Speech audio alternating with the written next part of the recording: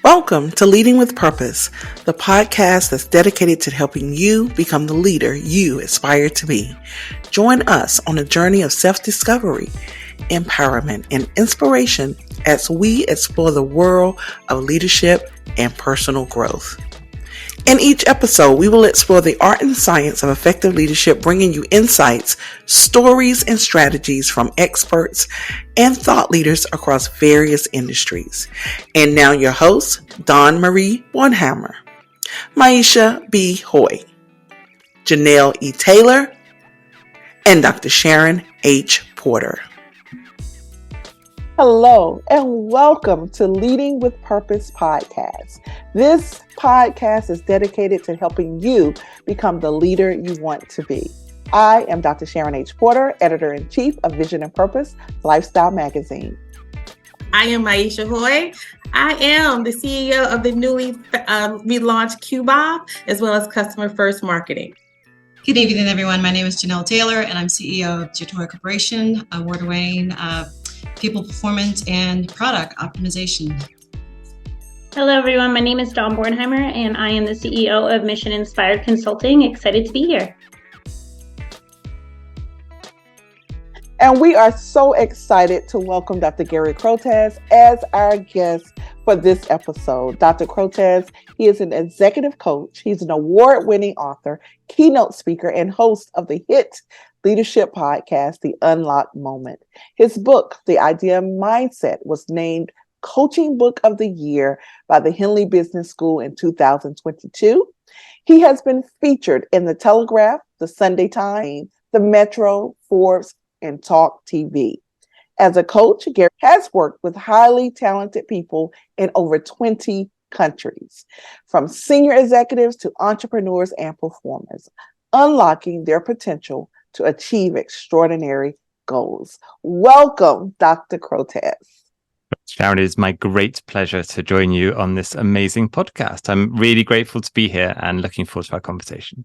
Absolutely. And I always start out by just letting our guests know that we've shared a little about you, but please take the time to just take us through your journey, because you've been a medical doctor, you've been a dancer, and now you're an executive coach. So I am really interested in learning this journey. So please share with us. Well, I think the word I normally use for it is eclectic. I think I might also say a little bit unplanned.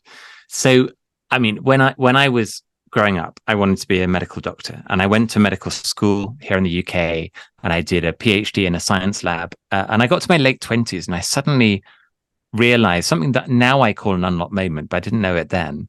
But I suddenly realized I don't need to do this career if I don't want to do it. And so I actually decided in my late 20s to not go on and practice as a doctor, take my first hospital job, and instead go into business. So I joined one of the big consulting firms in London, and I started a career for about 10 years working in strategy and consulting in lots of different industries, lots of different types of projects.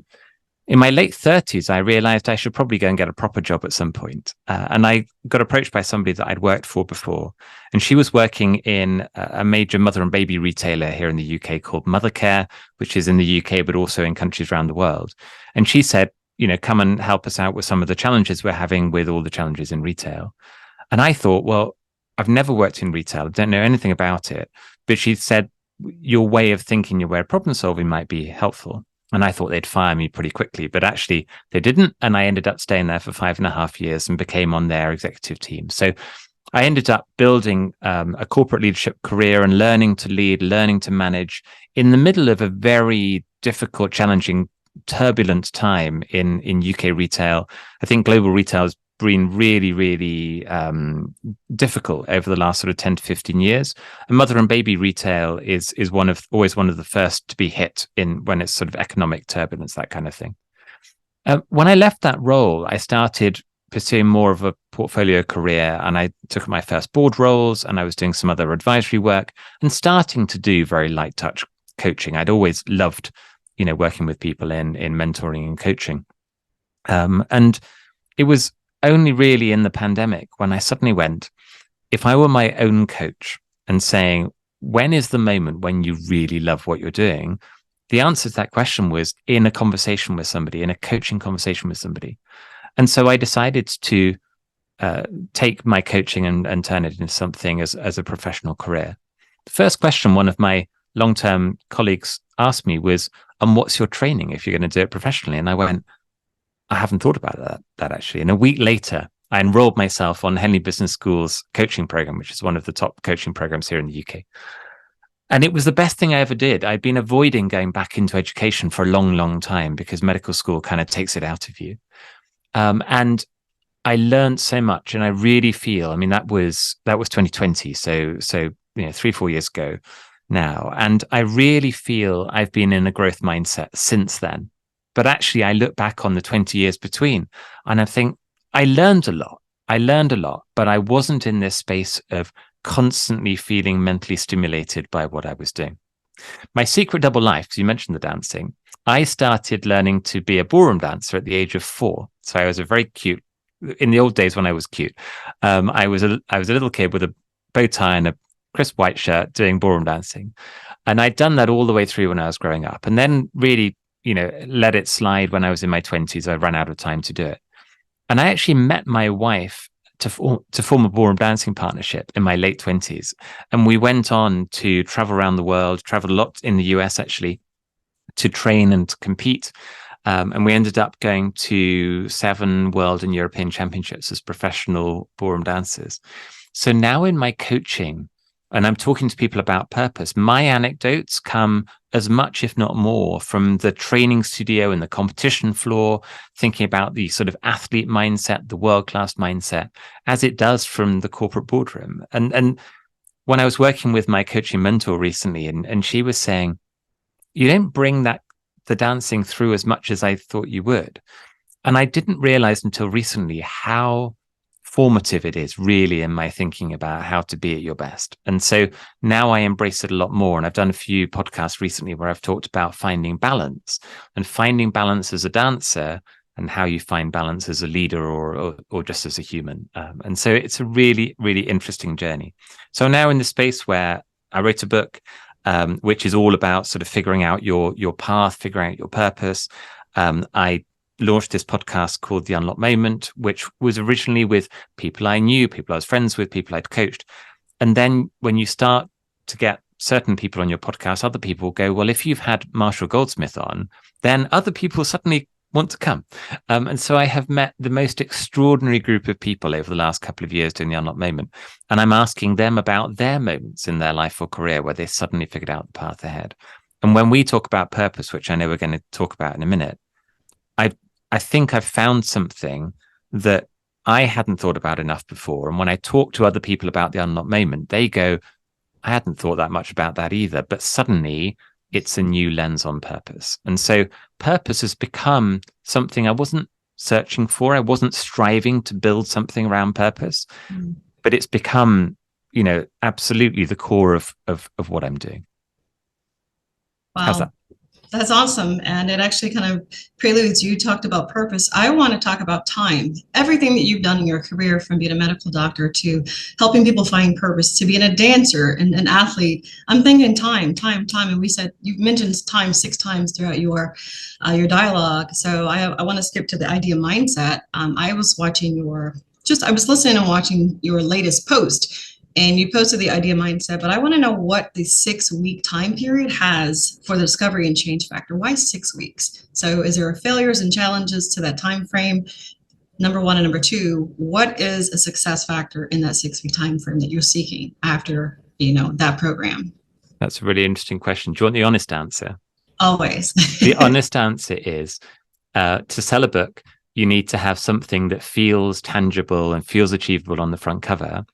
And the real answer to the question, how long does it take to change your life and figure out your purpose, is as long as it's going to take. And so I often say, I have this phrase where I say, you can't think to a deadline. So if I say to you, decide where you're going to be in 20 years' time or what you want to aim for, and you've got to decide by Friday, you might be able to come up with an answer, but it might not be the right answer for you.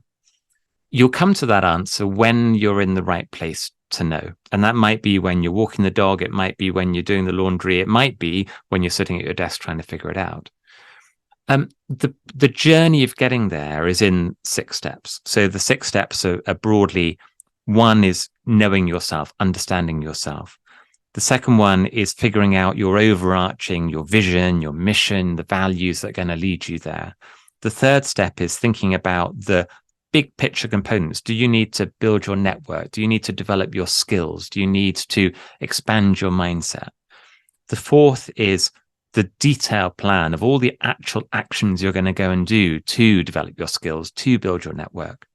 The fifth is about preparing your mind and body for change. So as an athlete, I was very mindful of, it's not about, having an ideal body. I certainly don't have an ideal body, but it's going, if I can maximize my energy, if I can, get good sleep hygiene, it's going to set me up well for the change that I'm facing into.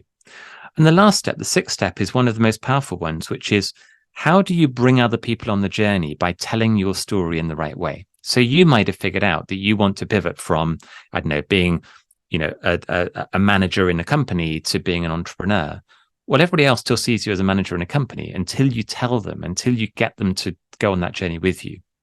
So it's going through some exercises of thinking about, what language do I want to use to talk about myself, for other people to recognize about me. What's interesting in that journey is you can do that journey over 6 weeks. They don't have to be 6 weeks in a row. They could be, you can get through one step in the journey in a 7-day period. And I say to people, focus this week on doing that thing. So don't just sort of, go in and out of it. Try and really focus this week on trying to think about, what is my vision? What is my mission? What's the language I want to use for that? And if you've then got a couple of other busy weeks and you want to come back to it, you then come back into the next step. Time is really, really important. As a dancer, I always thought about tempo. I always thought about rhythm. I thought about changes in time. And actually, when I'm working with people in coaching, generally right now, particularly what I'm hearing from people, and this is, top executives and also managers and leaders and people who aren't even in management positions, people feel like they're on a hamster wheel. They feel like they haven't got time to even think about what the future's about. And then I say this to them. I say, the hamster on the hamster wheel, and you feel like that hamster? And they go, yeah. I said, how does the hamster stop running? The answer is, they just decide to stop running, and they just stop. No one else helps them to stop. They just stop. And there's something right now about time where, in order for us to get back into control, back into a place where we can properly think about the life we want, the balance we want, how we want to allocate our time, how we want to prioritize what's important to us, we need to find time to do that thinking. And to do that, we just have to stop on the hamster wheel. And if we don't do that, then we're going to keep telling ourselves and everybody else, I didn't get time to do it this week. So time is one of the most important things. How do you find some? And you find some by stopping running on the hamster wheel. Absolutely. Thank you for that clarity. Now I'm thinking about time even more. So appreciate that. So I was introduced to coaching through Dr. Sharon, Dawn, and the What Now movement. I'm just one of those people who just buries myself in information and tries to figure it out. But with your level of people who you speak to in the different industries, how does a person know that it's time for a coach? What is that unlocked moment where they're saying, I'm not doing this, I need help? How does a person know when they need a coach like yourself? That's a great question. There are 3 questions to think about to answer that. The first is it coaching? Is the thing I need coaching? Or is it training? Or is it mentoring? Or is it counseling or therapy? Or is it somebody senior to me to performance manage me or to help me develop and grow in role? When it's coaching, you're trying to figure something out that you could figure out for yourself. You probably have the answers in there. No one else can tell you. So, for example, how do you want to shape your career ahead? Ultimately, that's a decision for you. How do you want to deal with that difficult conversation you've got coming up with somebody senior next week? Ultimately, that's a decision for you. So is it coaching? The second one is it now? Is it now that you want to do it? Which means I've got the time to properly put into it, the time to think about it, the time to allocate. So when somebody comes to a coaching session and they're rushing from one meeting, they're checking their phone, they're half engaged in the conversation, it's just not now. It's just not now. And then the third question is, and is it with this coach? And that's a really personal thing. So coaching, when it's super effective, it's a partnership. It's a non-hierarchical partnership. So if the coachee, or my mentor, Claire Pedrick, who's an incredible coach here in the UK, she talks about the coachee, the person being coached, as the thinker. So they're not being coached. Somebody's not doing coach to them. They're doing the thinking. And somebody else, the coach, is just helping them to do that thinking. So when it's the right coach, then you're in that partnership, and that coach is just helping you to move your thinking forward. When coaching works, it actually starts to work very rapidly. So I hear a lot of people, and they've had experience with coaching before, and they say, I had a lot of sessions and I'm not really sure that it did anything. And I go, when it's working, you'll know in session 1, at the latest session 2, that it's a different conversation from the conversation you've had before. It's causing you to face into or think about things that you don't normally think about. The questions are not the normal questions that everybody's asking you. And you come away from it, you go, I might have figured something out actually in that session, and I'm continuing to figure stuff out even after the session is finished. When you're in that space, it's the right coaching partnership. And any decent coach will give you a free chemistry conversation where you can meet them, you can have a bit of that conversation. And my view is, when you know, you know. Thank you. I may have to take you up on that offer. There is a really good book that's just come out, actually, called Becoming Coachable. And it's just come out from the Marshall Goldsmith coaches. So it's Marshall Goldsmith, Scott Osman, and Jacqueline Lane, who've just published Becoming Coachable. And it's for the person being coached to think about, how do they get into a place where they really benefit from the coaching they're receiving. Yes. And it's the first book of its kind, I think. And it's a really good book, actually. Thank you. Yes, I will get it. Beautiful. Well, Dr. Gary, you're speaking my language, because, as a coach trained myself, I always say we're a partner in thinking, right? And we're just helping them ideate. When I was listening to your podcast, I heard you mention the box of keys, and I was really excited to hear you describe that a little bit more for our listeners. What are the box of keys, and how does everyone know which ones are for them? That's a really interesting question. There's a lot of business books that you read where they shape a method or a framework. And if you follow the method or the framework, then you figure out the answer to your question: how to lead, how to build a team, how to create high performance. And I started thinking, maybe I can do that. Maybe I can explain to people what they need to do, the method they need to follow in order to discover an unlocked moment. The definition of an unlocked moment, though, is it is a sudden, remarkable, unexpected moment of clarity in your life or career.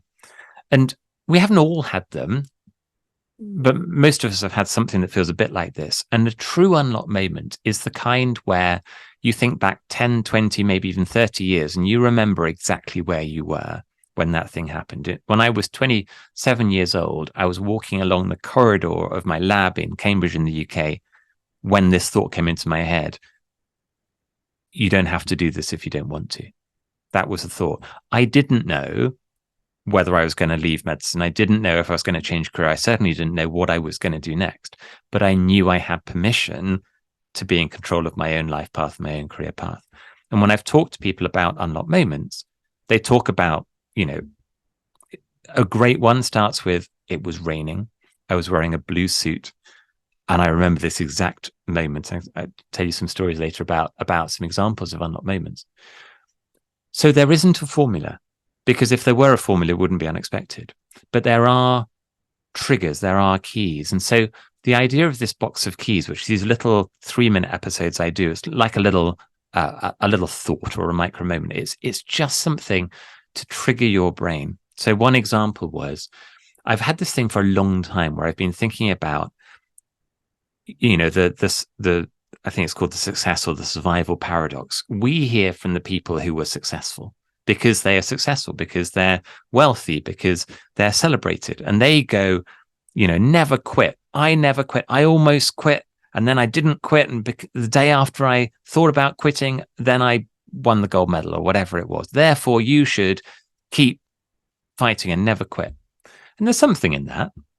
But then I was like, if you're digging in a tunnel and you're digging for the pot of gold and you think it's at the end of your tunnel, and what if it wasn't there? You'd just keep digging forever. And this voice in your head would be going, never quit, because I almost quit and that I was 1 inch away from my pot of gold. I was sitting there going, maybe the pot of gold's in the next field. And all you need to do is stop digging in this futile tunnel, jump over the fence, go into the next field and dig a little tunnel and you find the pot of gold. And so I wrote this box of keys to say, look, just because somebody else found their pot of gold doesn't mean you're about to.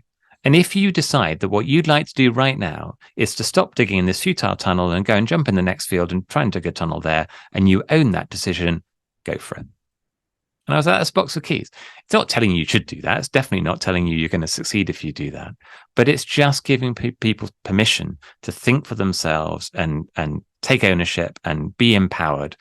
And I think that's really important. So it's those little triggers that might get you to an unlock moment.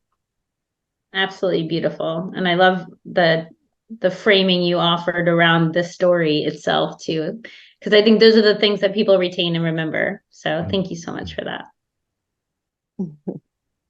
I love it. I love it. So, Dr. Gary, you in Idea Mindset, you talk about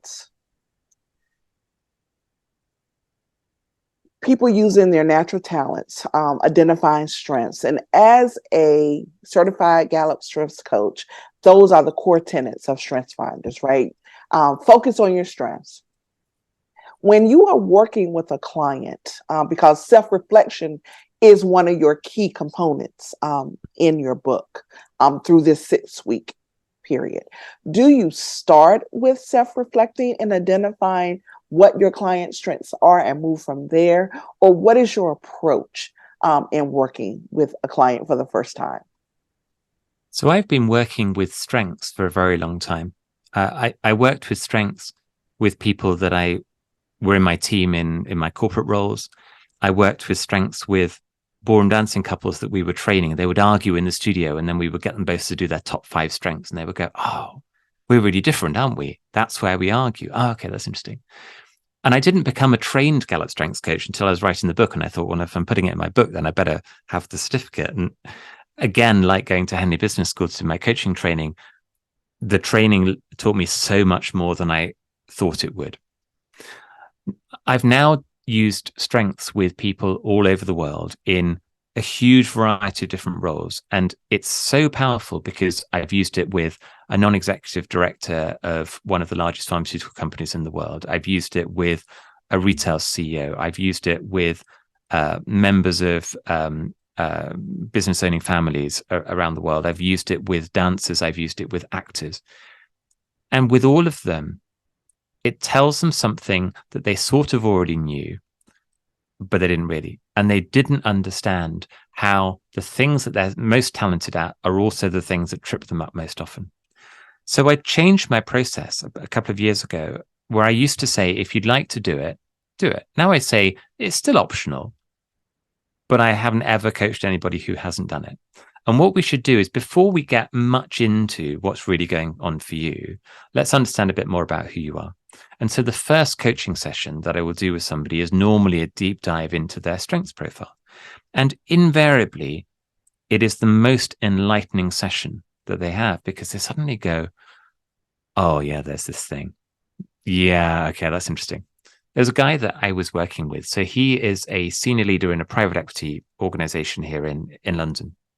And he said, I thought it was wrong. I thought it was wrong because it said my number one strength of the 34 is competition. And I'm not competitive at all. And then 3 months later, he called me up and he went, I have to apologize because I showed it to my wife and she laughed and she said, you're the most competitive person I've ever met. And he didn't recognize it in himself because he thought the competition was competing against other people. And she said, no, you don't compete against other people. You compete against yourself. And you're really competitive.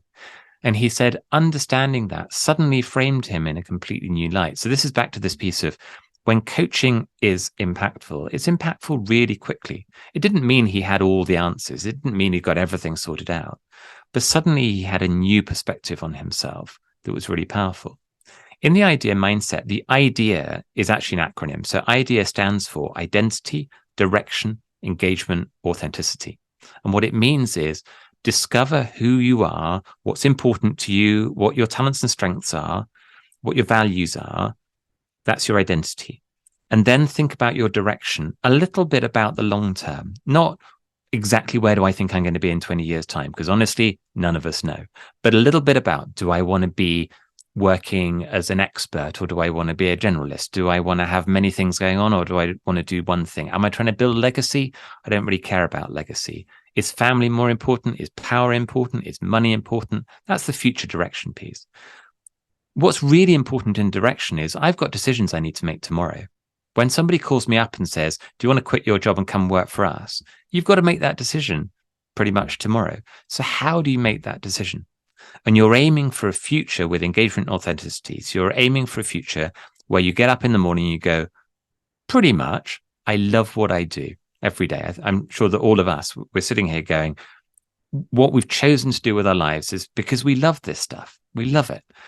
But also it connects deeply with our sense of values and purpose. And for a lot of people, they don't really know what their sense of purpose is. When you've gone through this journey and you go, okay, I do know my identity. I'm clear on that, even though it's not necessarily what other people think it should be. That's the key thing, because so much of the time we're following what we are told we should be doing. We're thinking about that identity. We're thinking about that direction. And we're starting to say, okay, this is why I do what I do. This is where I'm going. It comes out as something that I call triple clarity. So triple clarity is, I'm clear on who I am. I'm clear on how I decide, and I'm clear on the things I need to do next. So clarity of thought, clarity of decision, clarity of action. And when you meet somebody with an idea mindset, and some people have naturally got it, and some people get it by going through this kind of journey, they go, I just know. This is what I do because it's the perfect thing for me, because I love it. Other people go, oh, well, you could make more money if you did something else. I could, but I choose not to. That's what the idea mindset sounds like. It sounds like this incredibly pure clarity. When I'm working with the kind of people that I'm working with, I think what's really striking today, in 2023, 2024, there's a huge number of people who are deeply uncertain, actually, about their life or about their career. We've obviously just come through the pandemic. It's thrown everybody's lives up into this world. They don't quite know what's happening in the future, and they feel uncertain, and they're looking for clarity. And so when I'm talking about purpose, when I'm talking about these sort of structured approaches to figure out your path, they're looking for clarity. They're not necessarily looking for what they were looking for before, which was the best outcome, the most money, the most successful they could be. They're just saying, I want the hamster wheel to stop. I want to feel like I'm not regretting that every decision I made was maybe the wrong one, that I've got this sort of constant inner wobble of, was that the right answer? Was that the right answer? Should I have done that? Shouldn't I have done that? And that's the outcome of coming through this kind of process and finding your purpose. You get to a place where you go, that's it. It's as simple as that. And when you're there, it is the easiest thing. It's really hard to find it. And when you're there, it's the easiest thing. And that's a good example of thinking about balance. When you see that ballet dancer who's on point, perfectly in balance, in that moment, in that place, they've got to use internal muscle to hold themselves there, but it is easy because they are right on balance. If they're not quite on balance, it's really hard. It's really hard to hold yourself in that position if you're not quite on. When you're right on the head of the pin and you're exactly on balance, it's called in ballet aplomb. It is easy. And that's what we're looking for. Clarity and balance is so super important because you are, as a coach, coaches are givers. And I've learned from talking to these three amazing and phenomenal women over the years about balance. We've had a really in-depth conversation sometime last year. But I have a personal question for you, Dr. Crotaz. How do you balance the pursuit of pursuing and achieving your business goals? Because you are out here to help people, and especially with the C-suite level. How do you balance pursuing your business goals with your own financial success? Because you know how to get off the hamster wheel. You have that pinnacle of balance and clarity. So do you have any new rules for yourself regarding that? Very interesting. There's an exercise that I do with a lot of my coachees that I call needs, wants, and compromises. And it comes from the time when Mildred, my wife, and I were traveling around the world, spending, we didn't have sponsors, we didn't have funding. So we were earning money in a day job and then spending that money on travel and accommodation and training and a tail suit and a ballroom dress and all this kind of stuff. We spent all our money doing that. So we didn't have holidays. Our honeymoon, we went to a training camp in Italy because we didn't have money for a sort of separate holiday to do that all the time. And we realized that the things we really need are actually a really short list of things. When I'm working with people now and I get them to do needs, wants, and compromises, and I say needs, okay, needs is a list of the things that absolutely you need. So food on the table, great, but not luxurious food on the table, food to sustain you on the table. A roof over your head, it doesn't have to be, an extraordinary roof over your head. It's a roof over your head. That's the need. You want it to be really nice food. You want it to be a really nice, of course you do. You want to have 2 holidays a year and you want to drive a Ferrari. Great. But that's a want, not a need. And going through that exercise, people suddenly realize that what they thought was a long list of needs is a really short list of needs. And the compromises is, what would you compromise in order to have all the things you need and some of the things you want? So when I play that back for myself, actually, financial success is not a big component at all. It's not a need. It's a sort of want. But case in point, right now, we're in the process of moving house here in the UK to somewhere that's going to halve our costs of living. Because by halving our cost of living, it buys me the ability to have complete choice as to who I work with and how I work. Where we live at the moment, which is somewhere where we moved here when I was doing, high profile executive, highly paid roles, I would have to coach in a certain way or have to build a certain business in order to support the financial constraints of the place that we choose to live. What I want is freedom. I want to say, if you're the person that I should be working with, and that's not about how much you're paying, it's about whether we're the right fit and whether there's great impact that we can have, we should be working together. And I shouldn't be going, am I making enough money from that? So the person that I have coached for the largest volume of coaching over the last 3 to 4 years has never paid for coaching. But we work together because it's the right partnership. And we've been working together since 2019, 2020, so 3 to 4 years now. For me, it's not about the money. It's not about fame. But for some people it is, and that's absolutely fine. It's just knowing what it is for you.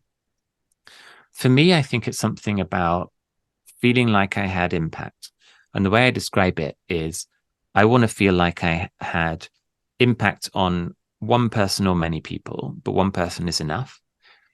And sometimes it even feels like to have a chance to have impact on one person is enough. I don't measure outcomes with coachees. I feel like, if we're in a how much money are we making, or, how much performance improvement did you achieve? I feel like, well, that's for the coachee and their sponsor to figure out. And if they think it's not enough, then we're going to stop working together. But that rarely happens. It helps you to focus in on really why you're there. And I think that's a really important thing. So in that question of how do I find balance, it's about being incredibly clear about what I'm trying to do. If you looked at my time schedule here in the UK, you go, it's ridiculous that I do a lot of hours. I do a lot of hours on stuff that I love doing, lots of which is not, you might say is not, if I was trying to build revenue, I would build a different shaped business. I absolutely would build a different shaped business. But that's not the business I want to build. And people say to me, why don't you do online courses? Why don't you do scaled events? I go, because that's not what I'm trying to do. I'm trying to have impactful conversations with people in a coaching context, and the right people. And if that's one person, or if that's 5 people, or if that's 50 people, it's whatever the right answer is. And I know that I have to make compromises in order to be able to do that. Absolutely. Compromises are undoubtedly part of, whatever journey we're serving. But I love that you and your wife, Mildred, are staying grounded in your purpose. So thank you for that question. It's very important when you think about compromising, particularly compromising financial goals, that you're on the same page as the other person who lives your life with you. That's not a compromise.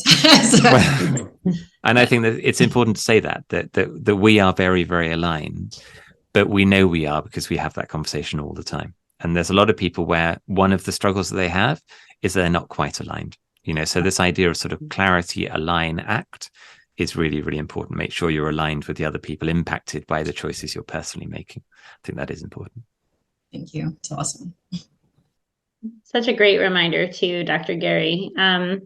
So my question for you is really focused around the person who's in a transition, right? And I'll share briefly a personal story where this question is coming from. And so we have military orders. We arrived here in Hawaii, and the day before we moved into our home, I was laid off from my company, and I had a decision to make, right? I was at a pivotal point. I had heard the whispers before, right, of I should go build my own thing. And I had this opportunity and this unique big shift in life to pay attention or to go back to more of the same. And so I would love to hear from you some of the questions you would ask, one of your clients, coaching clients, to really think about if you're in a transition like that, where a decision was made somewhat for you, but now you have an opportunity to reframe that and say, this is happening for me. And how can I proceed forward? I would love to just hear some of those thoughtful, reflective questions you may invite them to think about. And I really appreciate that. There's a lot of people right now are going to be in that kind of place. When I was in retail, we were in a time when our retailer and lots of retailers were closing a lot of stores, and a lot of people who'd been doing what they did for 20, 30, 40 years were being laid off. And have over the following years, some of them have got other roles in retail, but others have had to change career completely into different areas, and that's a very challenging thing. I think that it's never easy, and I think that's where I always start. It's important to say you can make it sound, oh well, if you just do these things and you will change your life and it'll be great. And there are an awful lot of books you can buy that say that, which I don't like those books. I call them the "If you eat the breakfast I eat, then you too will become a millionaire" books. Those books. I don't like them because, again, you're hearing from somebody who may have been very successful, or they may be very good at telling a story of being very successful. And actually, you can take people down a very difficult path there. I spoke to somebody on the podcast who said, I've never met anybody who's gone to one of those "I'll become a millionaire" boot camps and become a millionaire, but the person at the front is a millionaire. And that's the first important thing to say. Then I would say, in that difficult, challenging time, you have to have a really honest conversation about what is really important here. And back to the compromises, is it about having a roof over your head and food on the table? Is it about you might have kids and, how you want to set up the home for the kids. And what does that mean right now is the most important thing you need to sort out. Is it money? And would you compromise the perfect role or a role with the perfect future career journey for more significant, more sort of guaranteed money of a certain level in the short term? Or are you in a position where actually building something for the future is more important, and therefore, money might be something you can compromise on at the moment? I often ask people to think about their runway. Their runway is, if you stop where you are now and you say, this is the amount of money we've got, and these are the costs of our daily life, and I didn't have any more money coming in, how long would I go for before I couldn't pay my rent or I couldn't put food on the table? And people will go, well, I don't think I'll ever be in that situation. I go, calculate it. Sometimes they say, oh, it's much less than I thought, actually. But I hadn't added up those numbers. Sometimes they go, oh, it's much longer than I thought. As soon as you know whether your runway is 2 months or 2 years, it completely changes your thinking about the risks you're prepared to take. So that's a very powerful question. Then I think it is really helpful to start thinking about purpose and start thinking about purpose for you where you are in your life or in your career. And I think I often have a conversation with people where everybody feels like they're running out of time or they're slightly too old. I'm working with somebody at the moment. He's a successful senior accountant in an accounting business, and he was telling me how he felt like he was running out of time. He probably passed the time when he could make the decisions about his future. And I said, "Can I ask an impolite question? How old are you?" And he said 38, and I just laughed. And I went, "How old was I when I took my first job in a retail company when I never worked in retail before?" And he went, "Don't know." And I said 38. He went, "Oh, that's interesting." So that idea of whether you're 28 or 38 or 58 or 78, you can think about what you want to do with the next phase of your career. I recently interviewed an incredible, inspiring woman called Vicky Sato on the podcast, who I've known a long time, and she's been a coaching client in the past. She is a pioneering founder in the biotech industry in the US. She was in the initial team at Biogen in Boston in the 70s. And she's gone on to be hugely successful in biotech and pharma. And she now has a position in the White House on the Science and Technology Committee in the White House.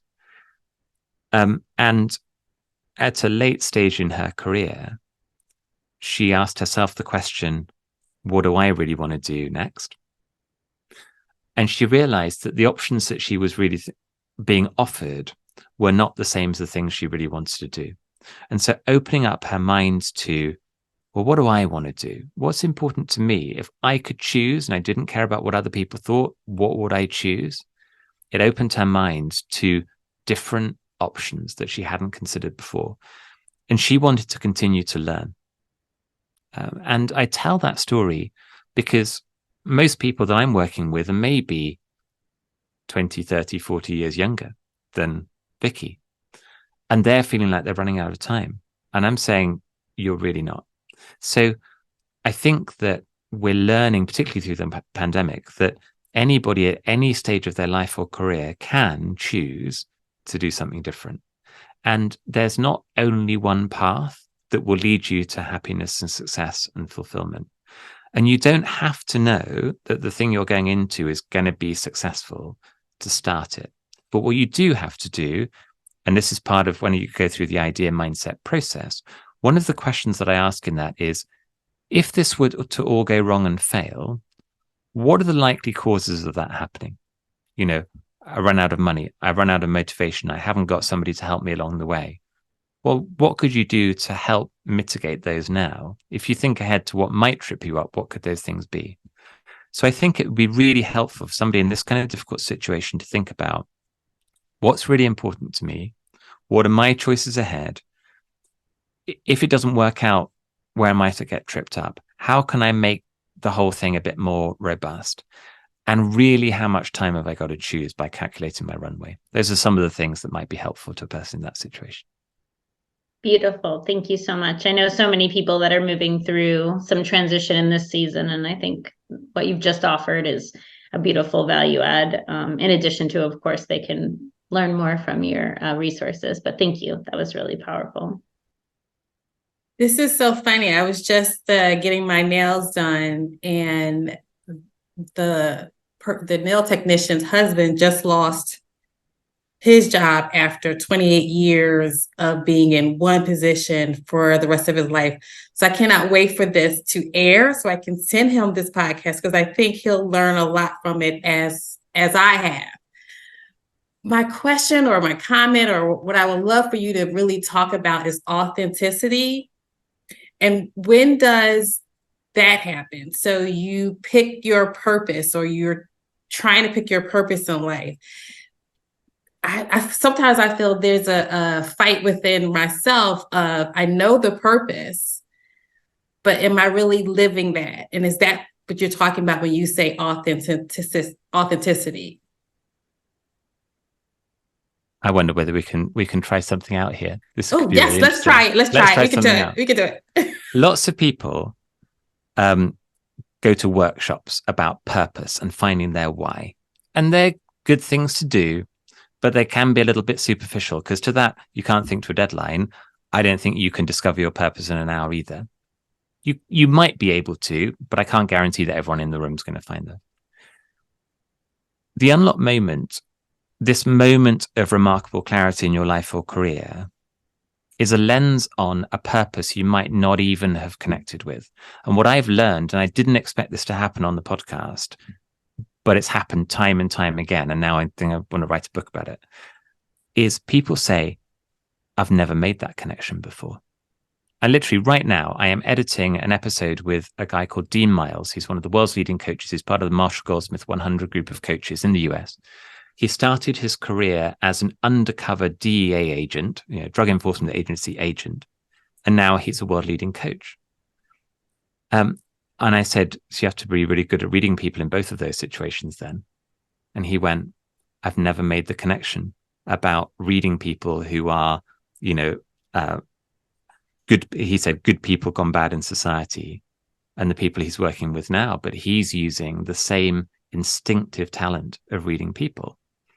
So there's two questions that I asked to get to this level of purpose. And Maisha, would you be up for answering my two questions? Yes, I am. That's good. Okay. Question one, and this question isn't tell me your life story. It's quite a specific question.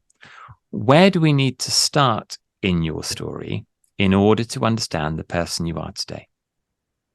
And some people say my early 20s. Some people say when I was 4 years old. Where would we need to start in your story to understand the person you are today?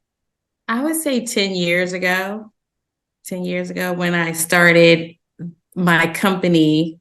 And the reason why I started was to really help African-American technology companies with their marketing. And it's kind of morphed since then.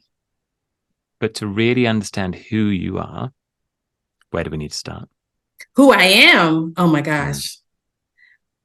I cannot answer that question, Dr. Gary, because I haven't thought about that question. I mean, I think I change who I am almost every interaction with everyone I meet, every single time. This conversation with you today, I'm already thinking I'm changing again. But maybe motherhood, because motherhood was the one time I had to decide as a single mom, who was I going to be as a parent and how was I going to parent my child? So I would say motherhood. Okay, question two. Powerful, this stuff. And I really appreciate you sharing, by the way. Question two. Is there a moment that you think back and you think, I remember exactly where I was, who I was with, what I was thinking, when I suddenly had the moment of clarity or I knew something that I didn't know before? What comes to mind when you think about that? Could you say that question again for me? So it's a really vivid memory. You remember exactly where you were, who you were with, what you were thinking, when you suddenly had this remarkable flash of clarity, something you knew that you didn't know before. Yes, I was 12. And I was 12. If you would have to get to know me, but I've been essentially the same person since I was 12, in the sense of, you're not going to tell me how I'm going to be. And the reason is because my mom came home. I just had this glowing report from my teacher, and my mother said something that I was like, what? We didn't hear the same thing. So I recognized then that I'm going to be a person who charges my own path at 12. I'm going to be a person who charges my own path. You told me the first answer to the question was, this was the moment when I set up my business and went on this thing. You did that because at 12, you said, I'm going to be a person that charges my own path. This is the power of the unlock moment. This is the thing that I didn't know was there. I didn't know was there when I started being curious about people. but it's so powerful. The question about authenticity, that is you. We don't know each other at all, but I now know something about who you are, how you're going to be, the strength you have within you from a little morsel of a story. You haven't told me your life story. You haven't told me lots of stuff here. You've told me a morsel, and that's powerful. I do keynotes around the unlock moment, including some corporate keynotes. And I did this event in the summer of this year for a professional services consulting firm. And they had the global managing partner was on the stage, and all of the global directors were in the room. And he said, I'd like to do this on stage. And he told a very personal story about a conversation he'd had with his father. And then he burst into tears on stage in front of 180 of his senior directors. And he said, but I'm okay with that because I want you to know who I am and why I do what I do. And it was the most powerful thing. It's the most powerful thing because they suddenly understood that the reason he was there was not for money, was not for fame, was not for status, was not for admiration, was because it mattered to him that he made something of his life because of a conversation he had with his father. And that's authenticity. So when people come out of a workshop and they go, I've got my why statement and I understand it's about, it's not wrong. I don't think it's wrong. But I don't know that it's fully real. I don't know today that I could really articulate a purpose statement for myself. It's not about having a statement. But I absolutely know why I do what I do. And to the previous question, it's not about the money. It's nothing to do with the money. Lots of other people might have a different opinion about that because they're not me doing what I'm doing. And lots of other people might have an opinion about, Maisha, what your choices you make because they're not you. And that's the thing. That's true authenticity. It's about knowing yourself and going to a place. Remember that thing you said where you said, I don't know the answer to that question because I haven't thought about it yet. And that's really interesting. People remember the times when they did a thing often. They say, I remember the day I walked out of my company for the last time. And I go, when was the moment you knew you were going to do that? Oh, that's different. That was 4 years before. And I was having a conversation with my boss and they made me feel like I wasn't worth something. Oh, really? Okay. And what came into your mind then? Well, then my grandmother sang this thing in my ear when I was 7. Oh, okay, interesting. I've never made that connection before, they say. Yeah, okay, interesting. And this, for me, is the beauty of being curious about people, creating space, having these kind of powerful conversations. You can have these conversations in silence. That's the other interesting thing. Because this kind of conversation can go to a very vulnerable, very personal space. As a coach or as a podcast host, I don't need to know. It's not important at all for me to know. It's important for you to know. It's important for you to know. So you can have this conversation. You can say, I'm going to ask you this question. And there'll be people listening to this podcast and they'll be thinking, what is that for me? And I'll go, and you don't need to know straight away because sometimes you don't. And you'll be reflecting on it, as we say in the UK, noodling on it. You'll be noodling on it. And then when you know, you'll know. And then you'll start to make these connections. I was in a conversation with a husband and wife over coffee a couple of weeks back, and we were talking about the unlock moment. And I asked those 2 questions of the wife, and she was telling her story. And then we carried on talking about something completely different. And then the husband suddenly went, when I was 12 years old, this thing happened to me. And I hadn't asked him. And it just arrived. And he suddenly made a connection. And we weren't trying to do anything. It was just a moment. And I think it was really powerful for him. That's authenticity. Well, this has been really powerful for me, Dr. Gary. So much. I can't wait to rewatch this. Thank you for playing my game. Of course. I really appreciate that. I'm Well, interested to hear from the other three of you what you heard and what was your experience hearing Maisha talk about that.